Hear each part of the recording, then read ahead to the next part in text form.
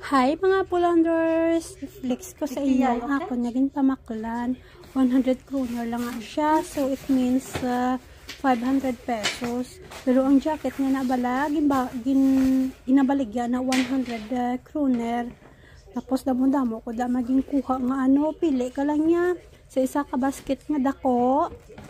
Mapili ka lang kanong gusto mo lang, panganan, mga bayo, sapatos, para kanugon bala, siling ko, pangdaso ko malang ni sa kilid, pagpaon ko bala, damo ko da kahita, pang bata, tatlo pa nakaklase, mga muna siguro, nga design, mga 20-25 kabilog na ako nakuha, tapos halos ang ipangkuha ko, mga short pang bata, ang tabala, mga original pa na iya, mga H&M, tapos mga Zara, 'di ba?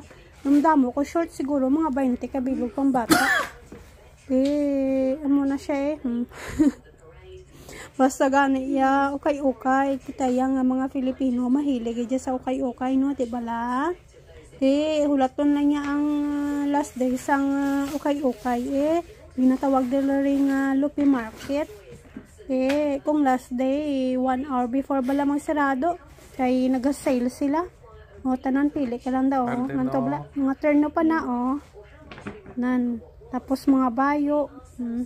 Halos na H&M. Para pambata siling ko wala man ko hinablos nga babaye. Pangpaon ko balang bayo sa mga babaye namin ipangagtag dito sa pulo. Para hindi man sa akon kay go ipadala ko na.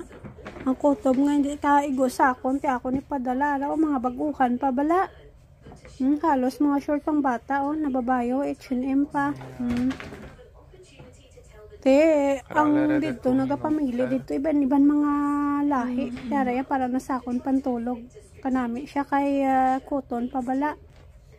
Iba-ibang lahi ang nagapampili dito, tapos tanan araw dyan mga stroller pambata, mga sofa, mga hiligdaan, mga gamit, halos gamit sa balay.